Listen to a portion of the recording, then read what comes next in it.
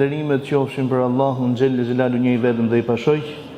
Salavatet dhe selamet më të përzemërta qofshin mbi vulën e profetëve Muhammed Mustafa alayhi salam, familjen e tij të ndershme, shokët e tij eminent dhe besnik dhe mbarët të cilët e ndjekin dhe pasojnë udhën e tij deri në ditën e fundit, ku e lutim të madhnueshmin Allah të na bëjë prej tyre. Unë dalëm në javën e kaluar pikërisht tek fillimi i shpalljes, pra se si filloi shpallja. Dhe vlen të përmendet, ose ajo që nuk u përmend, ishin dy element kryesor, që fillimi i shpalljes, e cekëm shkurtimisht, ishte ëndra. Ajo që thot zonja nderuar Aisha radhiyallahu anha, fillimi i shpalljes së pejgamberit alayhi salatu wassalam, ishin ëndrat e sakta. Nuk shihte ëndër, vetëm se realizohej ashtu sikurse pas mbrëmjes ose pas natës vjen agimi. Çfarë është ëndra? Diçka që të gjithë e përjetojnë, por diçka që shumë pak e konceptojnë. Pra nëse i pyet njerëzit në radhë rreth ëndrës, dikush thotë diçka kështu kalimtare, domethënë mund të jetë një eksperiencë përvojë e ditës që ti mund ta shohësh natën. Edhe kjo mund të ndodhë, ndërsa profeti alayhi salatu wassalam në lidhje me ëndrrën jep një koncept ndryshe. Kërkon prej besimtarit të ndërtojë diçka tjetër në lidhje me ëndrrën, një koncept ndryshe, ndaj dhe thotë, ëndra është 1/46 pjesë e profecisë. Pra që do të thotë që ëndra në vetvete bart mesazh. Ka raste kur mund të jetë përgëzim, ka raste kur mund të jetë paralajmërim, që diçka mund të ndodhë. Mirë po, ëndrat ndryshojnë nga njeriu në njeri. Pra ka njerëz për shembull që nuk pare i realizohen ëndrat, dhe ka të tjerë të cilët e kanë të realizueshme ëndrën. Ndërsa për seriozitetin që duhet kemi me ëndrën, profeti sallallahu alaihi wasallam ka thënë, ëndra është midis dy krave të zogut. Pra imagjino sikur një zog është duke fluturuar në ajër, nga të komentohet bjen, që do të thotë që njeriu i cili duhet merret me komentimin e ëndrave, duhet të jetë njeri i fesë, i besimit, por mbi të gjitha njeri i dijes. Pra, jo të komentohen sipas qefit të dëshirës, apo sipas asaj që ta pret radakja, sipas asaj që ka ardhur, domethënë. Kush është komentatori më i shuar i ëndrave? Nga profetët është profeti Jusuf alayhi salam, që Zoti e përmend në Kur'anin e tij famlar. Nga shokët e pejgamberit alayhi salatu wasalam është Ebu Bekri. Dhe pas Ebu Bekrit, ai i cili vendosi bazat e kësaj dije, thon ndryshe, ose kësaj shkence që kërkon dhe kjo rregullat e veta, do të jetë pikërisht dietari i madh Muhammed ibn Sirin.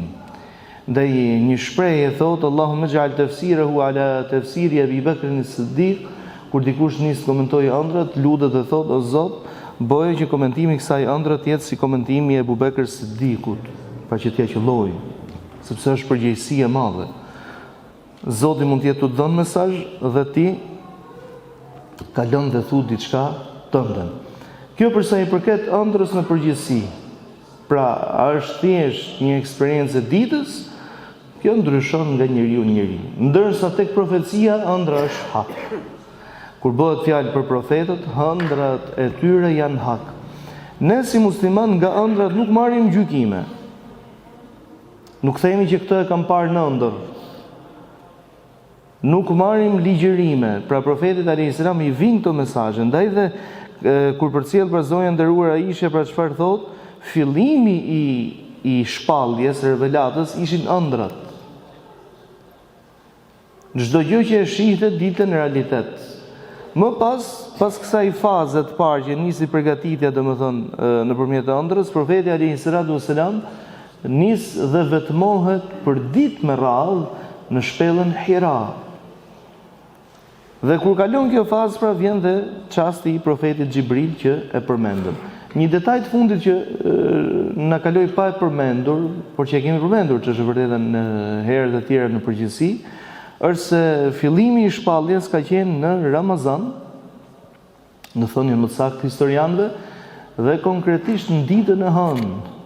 Ndaj profeti alayhi salatu wasalam ka lindur në ditën e hënë, është shpallur profet në ditën e hënë, ka emigruar nga Meka drejt Medinës në ditën e hënë, ka hyrë në Medinë në ditën e hënë, ka çliruar Mekën në ditën e hënë dhe ka ndruar jetën në ditën e hënë. Pra kjo është dita e hënë në kalendarin profetik. Dhe pikërisht thuhet pjesa tjetër, se sa Ramazan ka qenë, është e diskutueshme. Dikush ka thënë që ka qenë 14 Ramazan, dikush më pak, dikush më shumë, dikush thotë që ka qenë muaj tjetër, e rëndësishme ajo që dihet është dita. Dhe pasi ndodhi ajo që ndodhi me zonjën e nderuar Khadijën radhiyallahu anha dhe Warqa ibn Naufal, këtu ka ndaluar shpallja. Ndalimi i shpalljes tek historianët, fillimisht herë çfarë duam themi me ka ndaluar shpallja. Pra u përball me Xhibrilin alayhis salam, u përball me këtë ndodhi kaq të madhe, siç ishte shpallja e profecisë, dhe në një çast ty të ndërpritet gjithçka.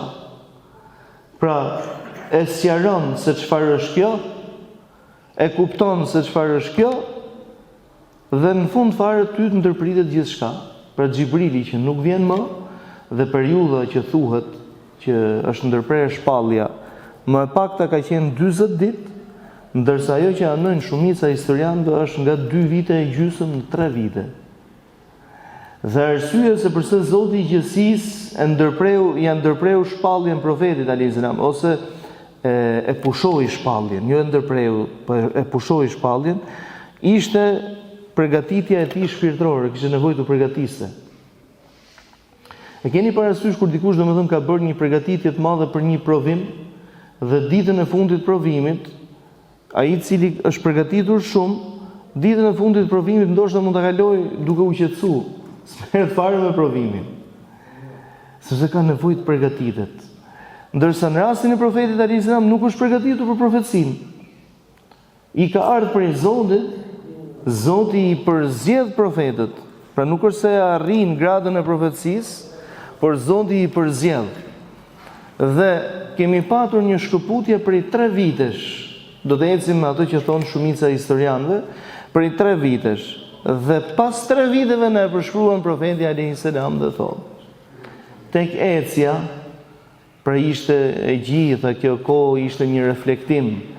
Tek ecja ngrita kokën dhe shihja pash, ose një zëm thirrri, dhe kur ngrita kokën pash Xhibrilin alayhis salam i ulur mbi një karrige dhe e gjithë bota ose pjesa që sheh pejgamberi alayhis salam qëndron para vetes. Pra aq madhësi të madhe ka. Dhe kur e ka përshkruar profeti alayhis salam thotë që Xhibrilin e kanë parë 2 herë në formën e tij reale. Pra transformohet Xhibrili kur vjen tek profeti alayhis salam. Shpallja në origjinën e saj është e rëndë. Pra procesi kur profetit alayhis salam i vjen shpallja është e rëndë edhe fizikisht, është e mundimshme për dërguarin e Zotit. Ndaj dhe kanë thonë që kur i vinte shpallja pejgamberit alayhis salam edhe kur ishte dimër, i dilnin djerës nga balli. Do të thonë që rënd ishte shpallja, fjala e Allahut, të vjen vallahi, të vjen keq, të vjen turp. Kur shef persona, do të thonë që librin e Allahut ka qenë duke lexuar deri para pak minutash dhe e vën atë në tokë, librin e Allahut në fund tokë. Në asnjë mënyrë nuk duhet t'ja lejosh vetes, domethënë, ta vendosësh në tokë. Në asnjë mënyrë. Jo. Dhe ishte aq i rëndë sa kur e përshkruan një prej sahabëve, thotë, dhe janë disa ata të cilët e kanë thënë diçka të tillë, thotë që ndronim ulur me pejgamberin alayhis salam, pra ngjitën kur i thon, thotë dhe i erdhi shpallja dhe mu mbështet kofsha e pejgamberit te kofsha ime, ose gjuri i pejgamberit tek gjuri im, sa thash domethënë se ma kputi, domethënë aq shumë shkonte pesha e saj. Pra shpallja për dërguarin e Zotit është diçka e mundimshme për vetë atë që do të barti, mesazhin që bart. Dhe pejgamberi alayhis salam pra ka jetuar me shpalljen për 23 vite me radhë.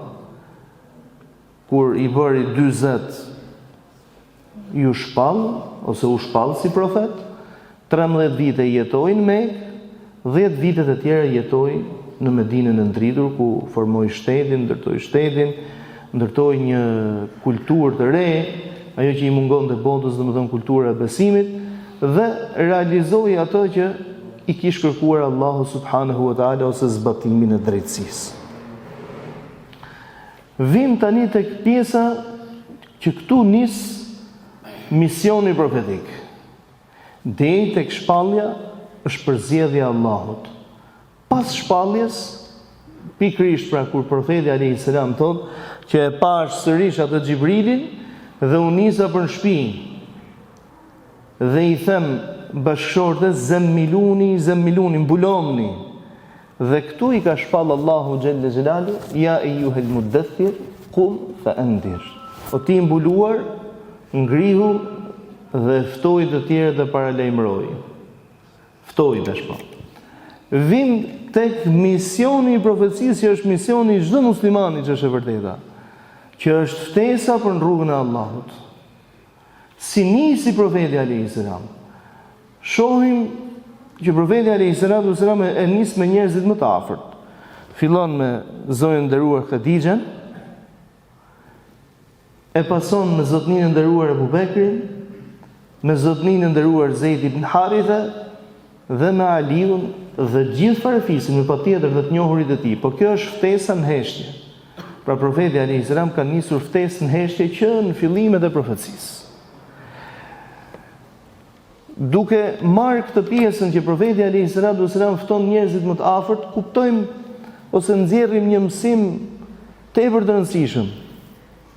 Kur ftojmë të tjerët, ajo që jep suksesi vjen prej Zotit, po domethënë faktorët e suksesit ose ndihmësit e suksesit kush janë? A është dashuria që tjetri ka për ty, dashuria dhe konsiderata, apo është arsyeja e shëndosh? Me patjetër që këto duhet të jenë të dyja. Sepse Zoti i flet krijesave të arsyeshme. Por po ta analizojmë me kujdes, shikoni ti marrim me radhë këto rastet. Nikum selam. E para që ju përgjigj, i pari njeri që ju përgjigj profetit alayhis salam dhe pranoi Islamin ishte Khadixha. Përse? Me patjetër që e përzjodhi Allahu dhe nuk ka dyshim. Po barte një sekret tjetër. Khadixha që në rastin e parë që profetit ju revelua, pra ju shpall Kur'ani famlar, pra u deklarua si profet, e qetëson të shoqin dhe thot, mos u brengos, ti e pret mikun, e ndihmon nevojtarin, i përgjigjesh atij që ka nevojë dhe nuk e lën kënd në rrugë. Mos ki merak se Zoti nuk ka për të lënë në rrugë ty, nuk do të të braktis. Pra, konsiderata që kjo zonjë nderuar ka për bashkëshortin e saj nuk është thjesht një vlerësim burr-grua, por është përtej kësaj. Dhe duke qenë se këto virtyte ajo i ka jetuar me profetin alayhis salam, pra i jetoka me dërguarin e Zotit, e boka që ti bindet në atë që ai i fton më një herë. Pra pa e arsyetuar dhe analizuar shumë çështjen, do të thotë që faktori konsiderat ose simpati ose dashuri, të kesh dashuri për dikën, ose lidhja dhe harmonia që ka faktor shumë i rëndësishëm.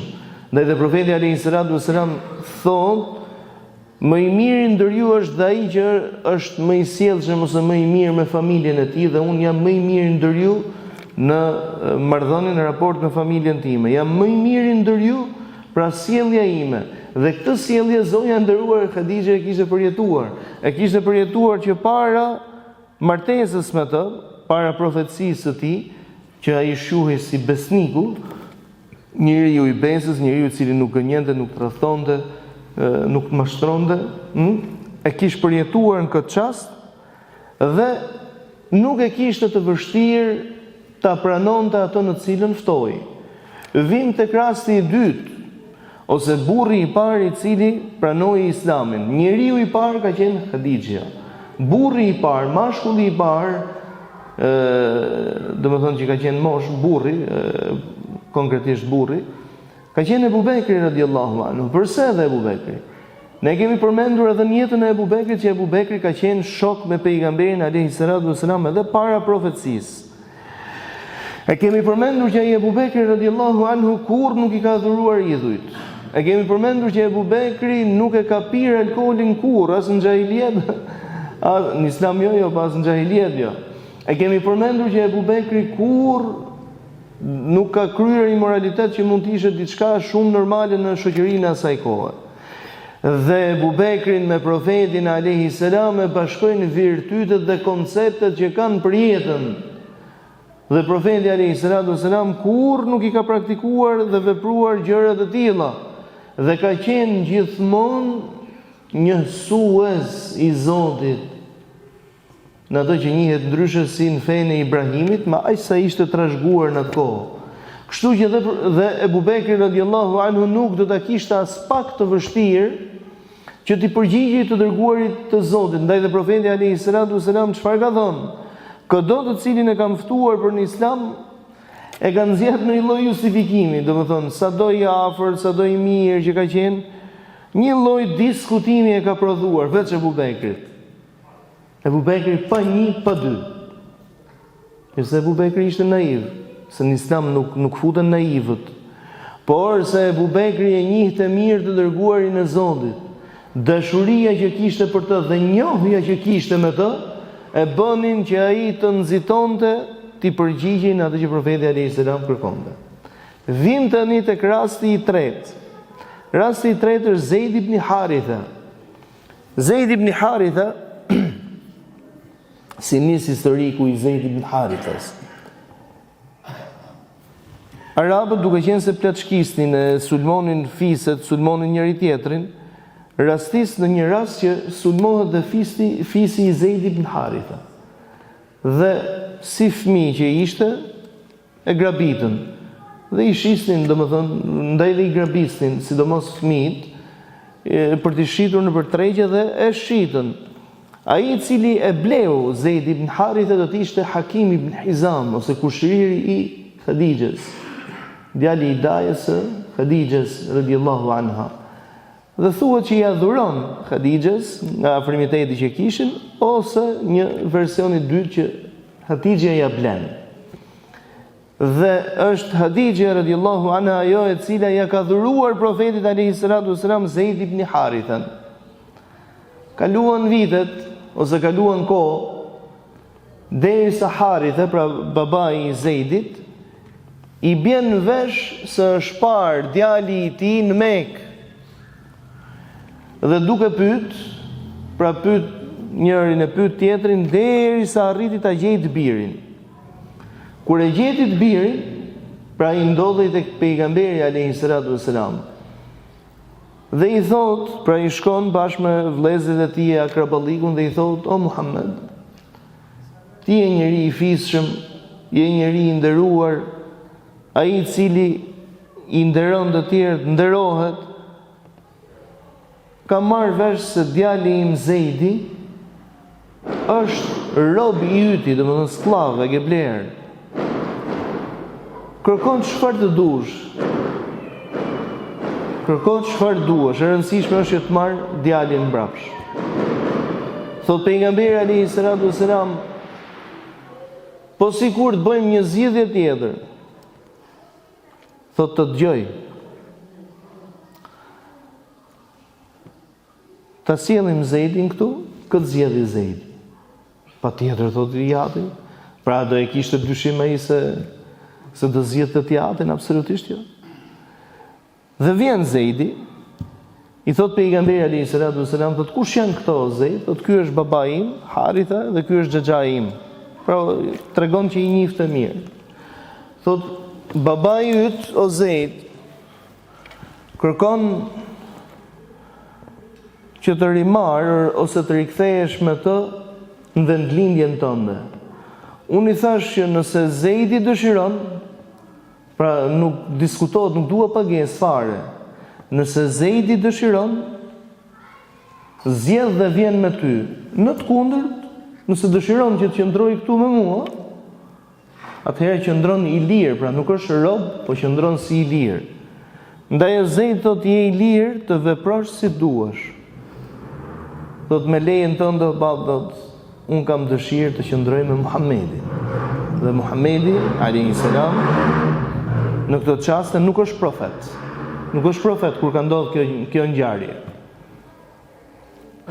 Ky person, pra Zejdi, që qenë nga njëri i ri, i pas ka parë disa veprime tek pejgamberi i Zotit, ose pas ka bërë një jetesë të tillë me të dërguarin e Zotit, sa pa hezitim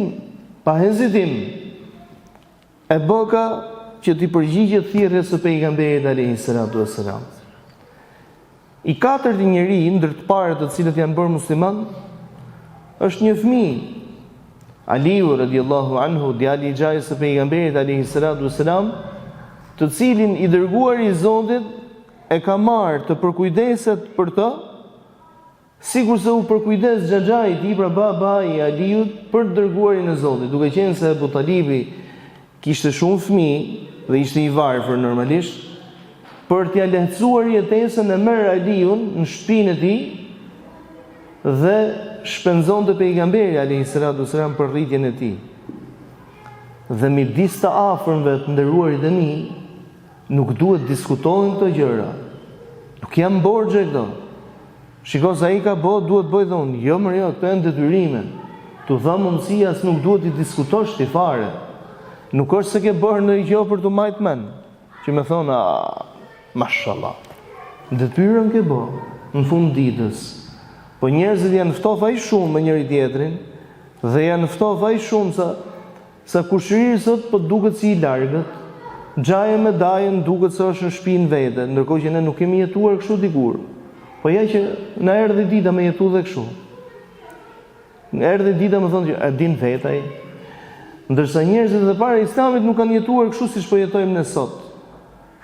Me këtë lloj vetmie, me këtë lloj thojza egoizmi, se nuk duhet domethënë ta përkufizoj gjithmonë me egoizëm këtë gjë, por domethënë të vetmuar.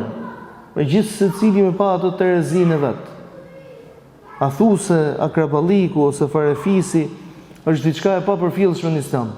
Është ndër gjërat më të rëndësishme, është ndër gjërat më të rëndësishme për të cilat profeti alayhi salatu wasalam ka thënë, silatur rahim, lidhja farefisnore, lidhja e gjakut, është e lidhur e kapur fort për arsht të Allahut dhe thot, Allahumma sil man wasalani waqta' man qata'ani. O Zot, mbajet lidhur fort pas mëshirës tënde, ai ato të cilin më mban të lidhur dhe mban fort mua, dhe shkëpute për mëshirës tënde atë i cili më shkëput mua. Do në gjë më të madhe ti? Dhe profeti alayhi salatu wasalam u përkujdes dhe u mor shumë me edukimin e Aliut. Ndaj dhe kur ja ka propozuar Aliut radhiyallahu anhu, nuk do ta kishte të vështirë as pak që ta pranonte mesazhin dhe thirrjen e dërguarit Zotit. Dhe për ta përmbyllur, pra lind sërish ajo pyetja të cilën duhet ta kemi në jetë. Kur ftokemi të tjerët, nga duhet me fillu, fillimisht do ta fillosh me njerëzit më të afërm. Me njerëzit më të afërm që ti mund t'i besosh më shumë, që lidhja me to është dhe një lidhje shumë e afërt, që kjo lidhje kaq e afërt domethënë të përkthehet domethënë në një pritshmëri për të patur sukses. E dyta, dhe ç'është akoma dhe më kryesore, domethënë se sa lidhja që ne kemi me njëri tjetrin tek ftesa, pra a është dashuria apo është arsyetimi? Do thoja unë, jo thjesht dashuria, po të jetuarit, eksperiencat e jetës. Të jetuarit. Pra kur tjetri ty të sheh, domethënë imagjino një person, edhe nëse nuk e ke farefis, thjesht e ke shok, domethënë njihesh me të, që ti e din shumë mirë dhe ti krijon një bindje që filani mund të bëj shumë gjëra se gabimtari i gjithë. Po për shembull, vallai për tret nuk trej. Ose për shembull, ai për të vjedh nuk vjedh. Është shpreha që themi ne që unë i fuz duart në zjarr për të. Kjo është shprehje e gabuar faktikisht, po. Nuk duhet më thënë këtë, absolutisht. Unë i fuz duart në zjarr për të, nuk duhet më thënë. Sepse njeriu është krijesë e ndryshueshme. Është krijesë që preket, infektohet, janë të gjitha këto. Nuk është i pandryshueshëm. E duke qenë si i tillë, domethënë, por ama ti për besimin që ke, pra konsideratën që ke për të, kur e thot ai, të duket fjala e tij ligj. Kjo ndodhi edhe me profetin alayhis salam.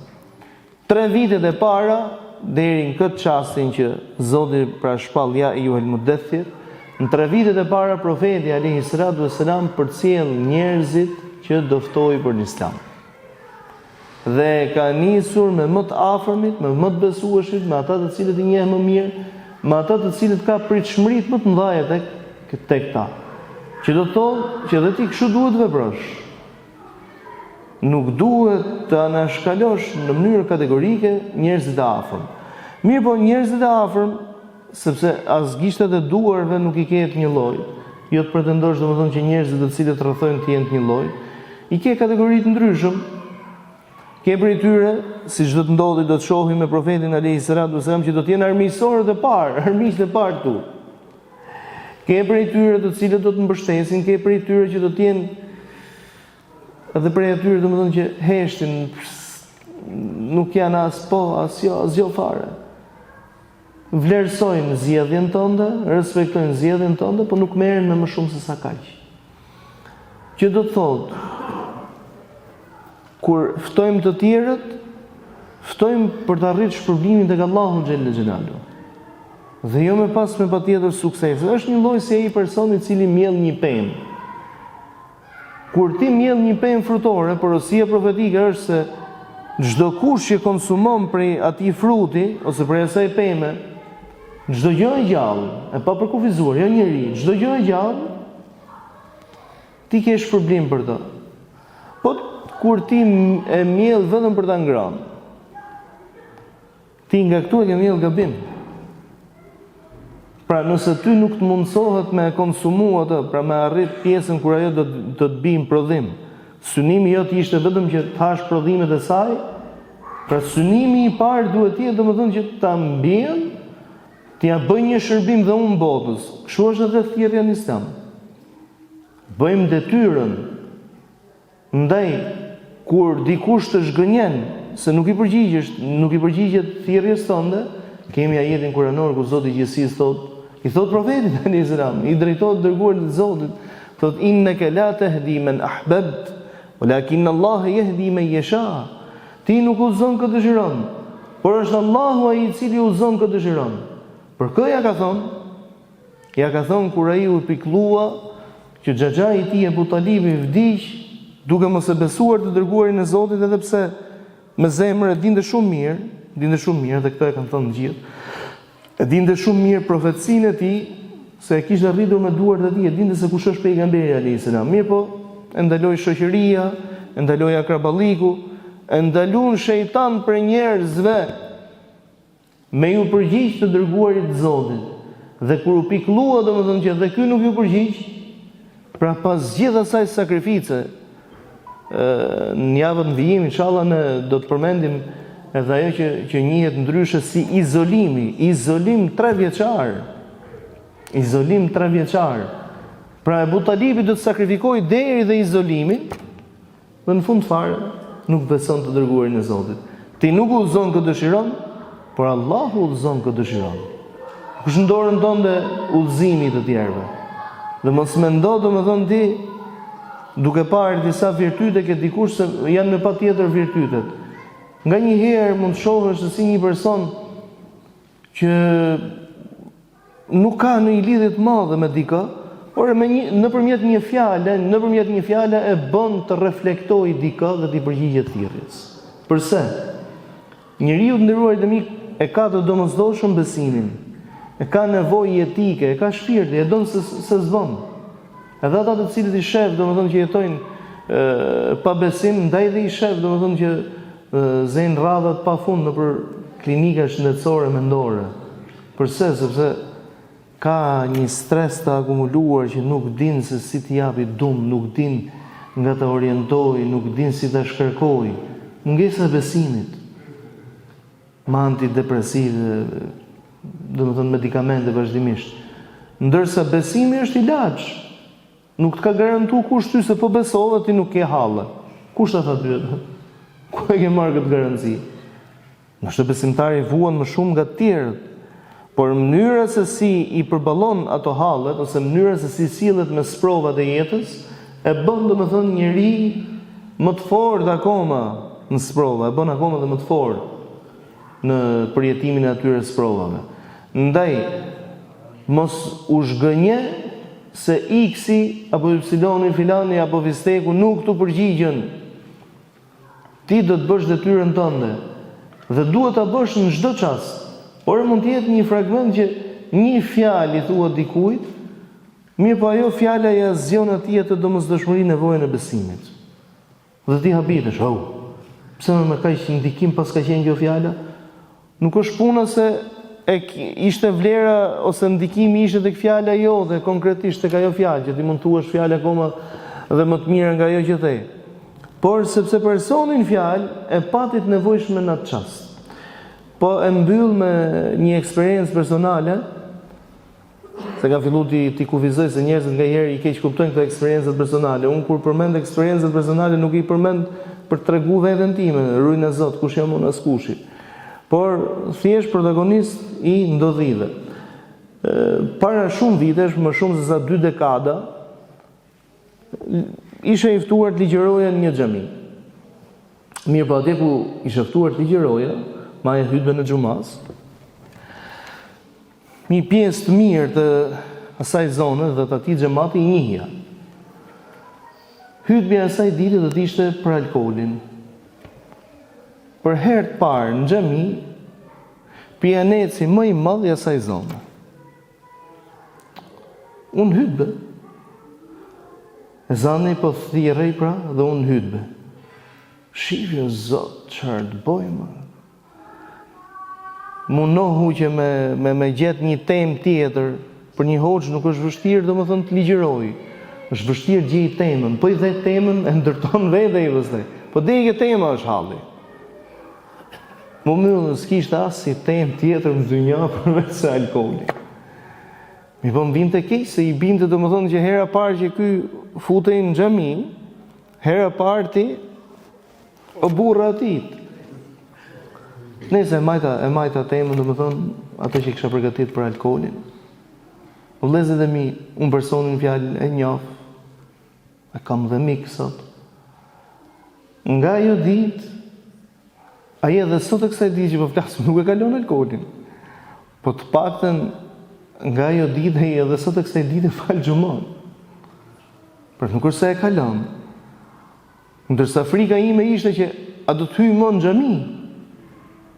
Për si një person shumë i dhënë, për shembull pas pijes, o Zot largoja kujdo që është i sprovuar. Si një person shumë i dhënë pas këtij harami, thoja që a do e tentoj të hyj më në xhami, se do e konsideroj domethënë si diçka personale, se po flasim domethënë me një xhamat të vogël, më pak se çemi ne sonte këtu.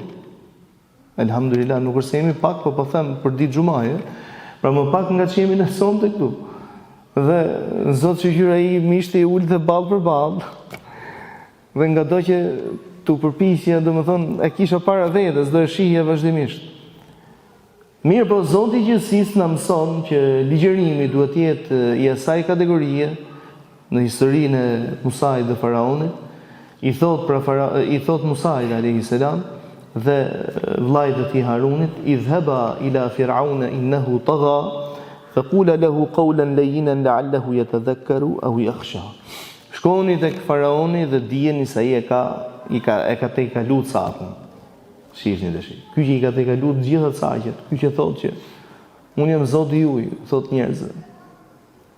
Pra njeriu do të më të bëj Zot dhe